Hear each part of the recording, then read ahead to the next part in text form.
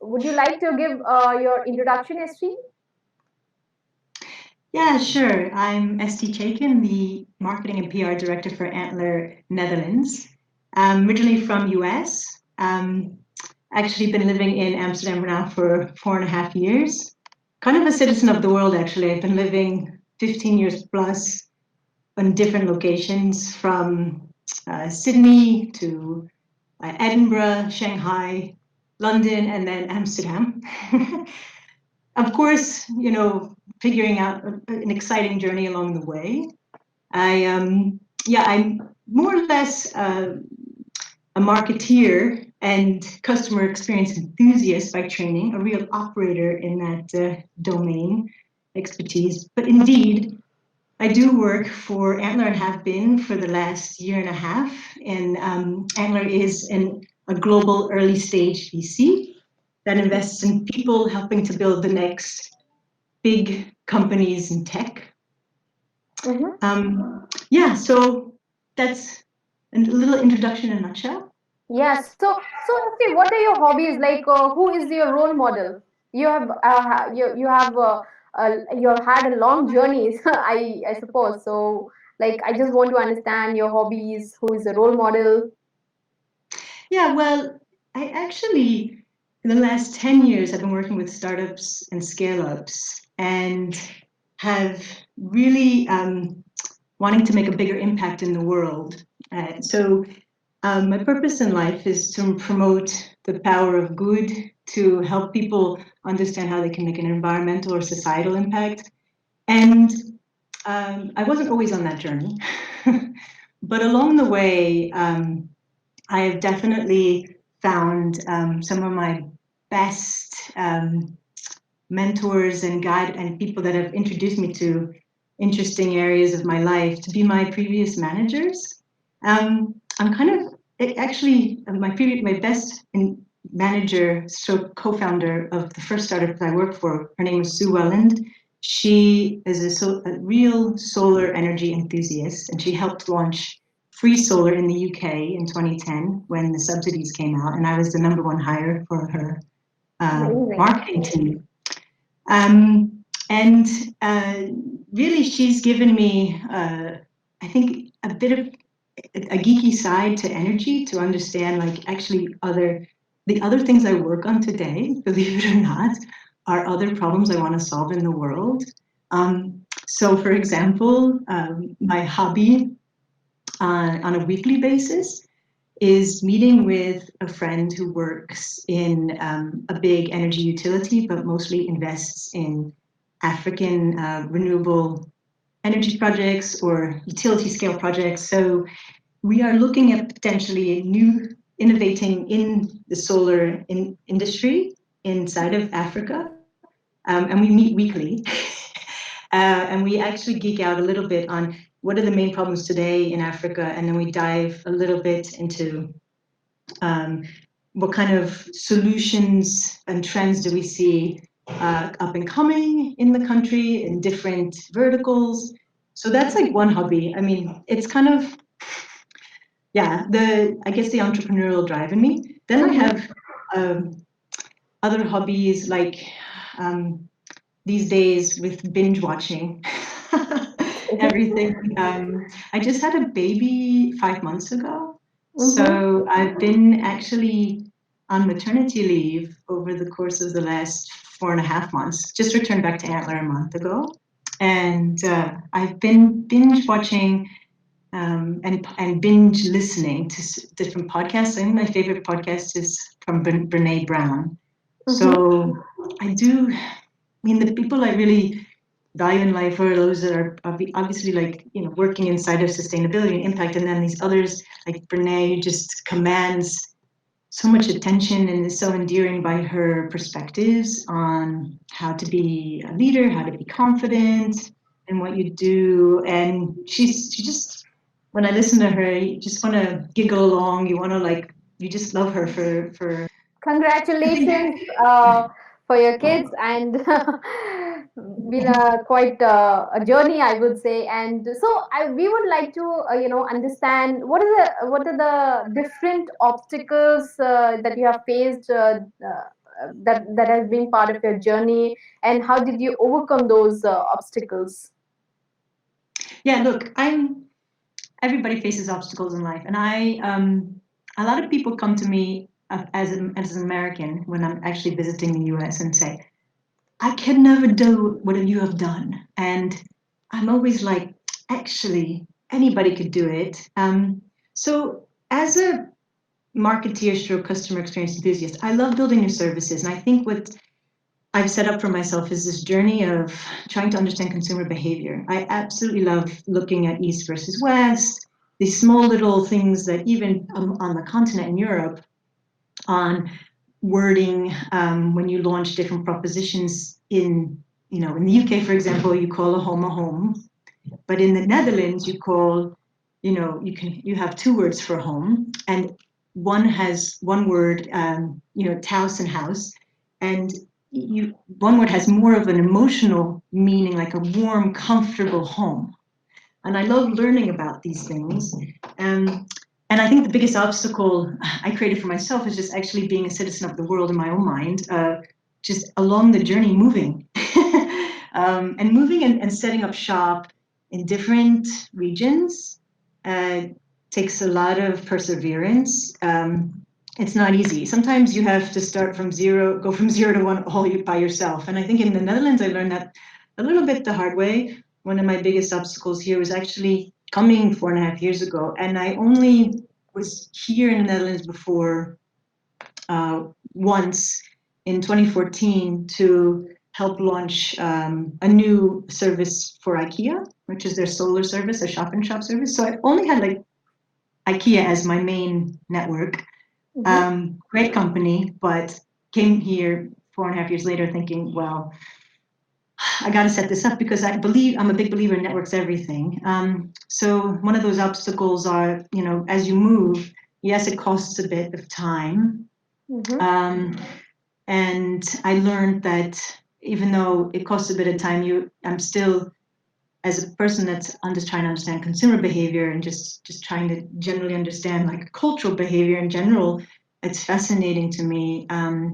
So what you need to do is I needed to do is rebuild my network here, and I started with people. I only knew 2 or 3 people here, people that I live with and were friends with in London, and was asking, let's just do lunch with a bunch of women in your network, and obviously joining some meetup groups.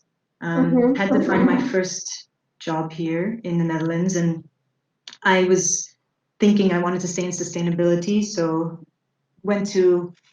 It took me about 3 months, but I went to talk. I just openly actually cold messaged people on LinkedIn that I really truly believed in what they were doing, and I think through my more empathetic message, they got back to me and said, I pitched them potential idea for their business, and they said, why not meet?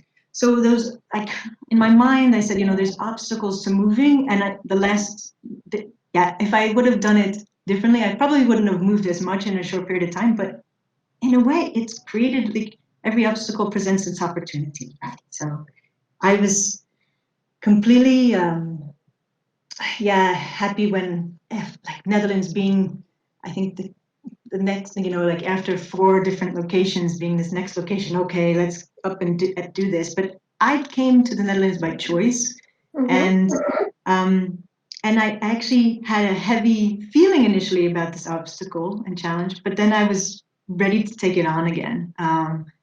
And I think now I'm more like settling here. I may be for another few more years, but I don't know what's next. But I think after moving between 4 to 5 different companies, you kind of build a toolkit of a little bit of resilience, perseverance. The network beyond just me before joining Antler, but me being on the continent now has definitely improved. And I always have been a firm believer of leveraging that network, which is where I began when I first came here, knocking on my friend Natasha's door. Always ready to get on the rocket ship and take Yeah, on the new challenges, and it's amazing actually. So I'm Yeah. Go ahead. Go ahead. I have another obstacle, which is very relatable to other women that not just want to move places, but want to move roles and careers transition. And I've done it. Mm-hmm. I graduate, so there's always a challenge in life where, you probably start in one career and then there's not really a linear path these days, right? Mm-hmm. If you're a risk taker, if you really want to work in tech, it's you have to be conscious about where you want to go next. And for me, though, that more played like more 11 years ago. I did my MBA even more years ago than that. And what I realized from my MBA is that, you know what, I just want to work in purpose-driven business. Oh, now, point taken, like any place I work in, I really want to make sure that we can measure environmental or societal impact. And I knew I wasn't a big corporate person. And Mm-hmm. and that meant 11 years ago, what it meant to me was like, actually, where in sustainability do I land? And I was passionate about a few areas, but transitioning, you need to have transitioning from one career path to the next is it's really important to see it as an opportunity to make sure, again, I bring back the same thing. If you want to transition, you got to pound the digital pavement and you have to understand what trends are coming in 2025 and 2030. What's the regulatory environment changing towards? I can hear that in the Netherlands they have a carbon tax coming finally, and they have a really big circular strategy for the in Amsterdam, over the next 5 to 10 years. And you have to ask yourself, like, what companies will be playing a role in that, Mm-hmm. and do take the time to find mentors to help you along that way. So that's another big obstacle that a lot of women go through. They need to transition. They don't know where to start sometimes, but you have to be certainly clued up on the macro level of what's happening, and also from a network level, like really having people that are working in the area you want to work at. So I've had a bunch of calls with women already that do want to transition into sustainability. So that's another obstacle. I didn't want to forget about that. Okay, great. So, I mean, you have had such an amazing journey. So, what is them to, start a company or to invest in the company, or maybe I'll say follow their dreams? Yes, there's a few points. I always like to come back to this. Okay, so go with your gut is one, um, and know your strengths early on, and always play to them. Mm-hmm. And then I would also say build a network that vouches for you. So let me put a bit of context behind a few of these points. Mm-hmm. Uh, well, go with your gut goes without saying, but a lot of people try to overanalyze. I think I've taken steps in my life. Uh, and initially, 10 years ago, would I ever have asked myself if I would be an entrepreneur? And I wouldn't have seen myself as that. Um, but I know my strength is to take calculated risks and to be very structured in where I want to go next in order to impact the world. Um, and if you don't know your strengths, I think that it's important that there's plenty of different tools out there. I think people. I talked to a mentoring here in Antler. We have a Mm-hmm. little mentor-mentee connection, and I asked, the mentee, do you know your strengths? And she said, no, I've never done that exercise. And I think she's probably in her 20s, and I do think that there's certain tests like Strengths Finder or like 16 personalities that just give you a bit of context. I find that StrengthsFinder, they basically label me as a super connector. I bring a bit of wow. I'm pretty organized and structured. There's also Myers Briggs. All these parts of companies are doing today. don't discard them. It's really important to know this is what you're good at. Um, some people are like, oh, I need to bring up my weakness. I mean, actually, I'm a big believer in just really building, your strength toolkit so much so that you know that you can find people who can help counteract that weakness. So, Mm-hmm. so that's what I would recommend is if you don't know your strengths on paper, or if you have an inclination that built upon your values as well, write them down. Take a little test, Strengths Finder from the Gallup, or 16 Personalities, or Myers Briggs, within your company or outside your company, and keep that close. Because you will recognize their moments of truth where they come out and they really, it's a real telling sign. And the last, thing that build a network that vouches for you goes without saying. Like I've found beyond Antler, which Antler was a moment where I found that position a year and a half ago out of the fact that I think I was more frustrated than anything to start something new. And Mm-hmm. I was sending my messages out to the universe. Not like I'm super spiritual, but Mm-hmm. I said, I would love to build something from scratch again. And up popped a job description for Antler. And I really was intrigued about that. But more or less, a lot of the roles today, and especially in the current climate, it came from in the last 10 years, my network. Um, Mm-hmm. and so don't discard that. I think you've got to, you meet somebody even just once at an event. Think about ways, you might come back to them where, it's not just all about you. You have to pay it forward.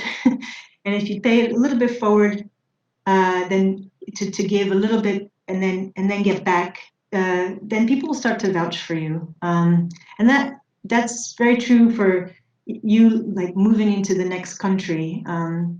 I mean, there was a point in time I wanted to move to Copenhagen, which between Copenhagen and Amsterdam, Mm-hmm. and I was in London sitting there, hey, what do? I want to go move to Copenhagen. Well, I found two really interesting sustainability experts in Copenhagen, one working at Deloitte, the other one working at a charity for Denmark. And I ended up just flying there and meeting with them, just to pay it forward to understand like if I can help them in any way, and also talk about what I'm looking for.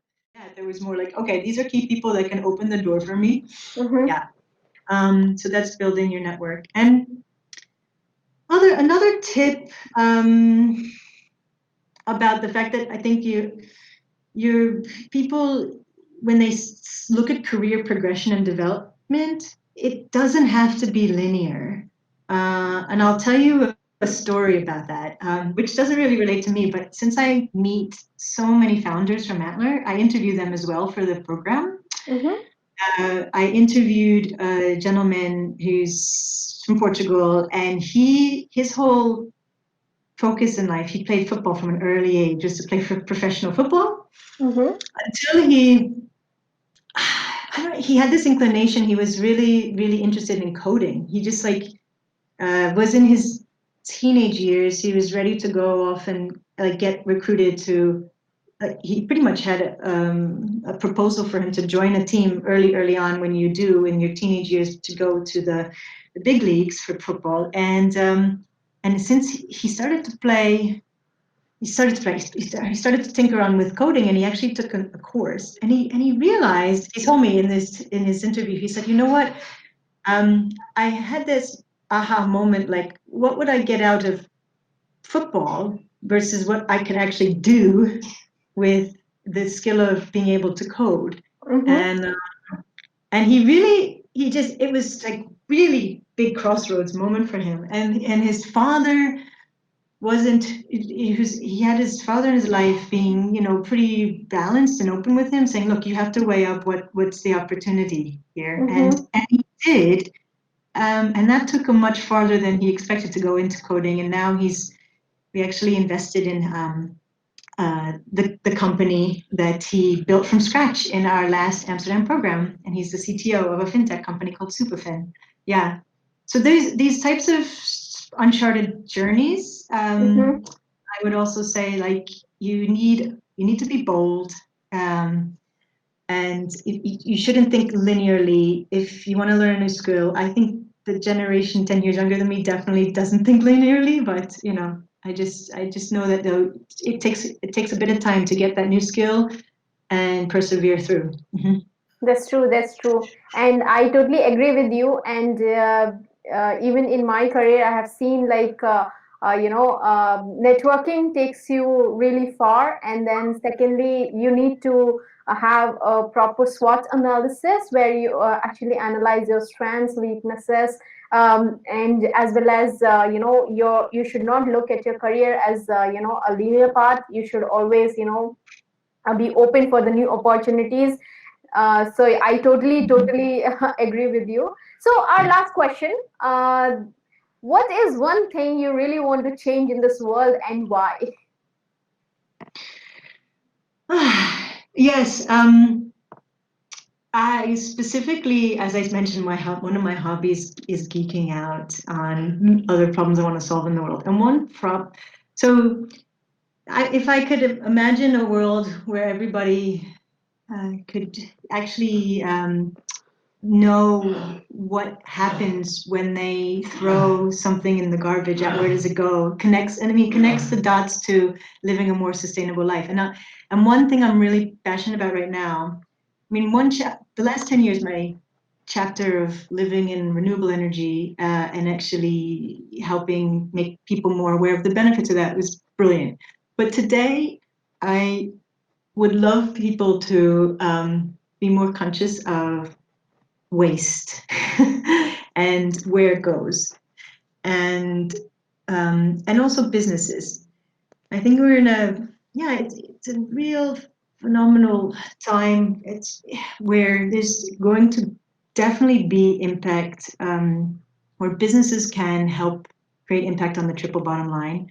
And Mm-hmm. my biggest focus today is actually looking at electronic waste. One Mm-hmm. thing that I think people don't necessarily like, they do have in their cupboards old electronics, what they don't do is think about. Some people think about recycling, but most people just have it in the cupboard with the tangled Mm-hmm. wires. That's So I'm very passionate about how we can take every waste. And with e-waste specifically today, it's only going to grow. It's every year, the amount of electronics we consume, and it shouldn't go into landfill like many other things, because the metals go into the water table. Um, so the behavior about being more conscious of what you throw away, how you throw things away, it takes a lot of work. There's a whole chain to that, right? mm-hmm. The governments, municipalities here control the waste streams, so it takes a bit of lobbying on that. Luckily, in Amsterdam, with the circular economy agenda, there's a Mm-hmm. phenomenal amount of innovation that's being led by very progressive city of Amsterdam to get people to think about new ways Mm-hmm. of recycling to upcycling. So if I could live in a world in 5 to 10 years where my children are in their, dare I say, like getting to 10 years old plus, Mm-hmm. I would want them to know and be much more knowledgeable than even me on like how their where their waste is going, you know, Yeah. um, and especially with plastic waste and things like this, because I think that that's going to have a huge impact on our society in the future. So that's kind of my main agenda. Like basically I say, be a part of that change. If I want to see change, I want to create it. This is the next journey I'm setting off on. And also with Antler, what's great is that Antler creates, well, in each location, about 20 to 30 companies a year. Mm-hmm. And I get to coach really early stage founders on how their businesses, no matter, what area, I'm coaching fintech, edtech, um, retail, e-commerce businesses on and everybody in their DNA wants to make an impact. So I Mhm. always we do come back and talk about beyond like the bottom line of profit and obviously of very high growth and fundraising is, what kind of environmental societal impact will this make? Will this bring? And what kind of behavior, what change will that be? Will that bring? So my day to day also makes me feel really good, very positive. Yeah. That's awesome, Isti, and I'm so inspired by you. And I hope our viewers will also be very inspired by your journey, by your mission, and you're so driven. And we would like to say on behalf of Coders Mojo, thanks a lot for sharing your journey with us, and thanks a lot for this video. And uh, that's it, I think, from my side. I think. Brilliant. I'm happy to be a part of this from Coders Mojo and to obviously inspire, but also keep the conversation going. If anybody really has a genuine interest in the same area that I do, always happy to have a virtual coffee chat. Awesome, awesome, Steve, for Thank you. sure. I will love to, have a coffee chat with you. Also, I will, let my friends know that there is this inspiring lady who is actually sitting in Amsterdam and doing such a fabulous job. So, thanks Thank a lot, you. Steve. Yeah.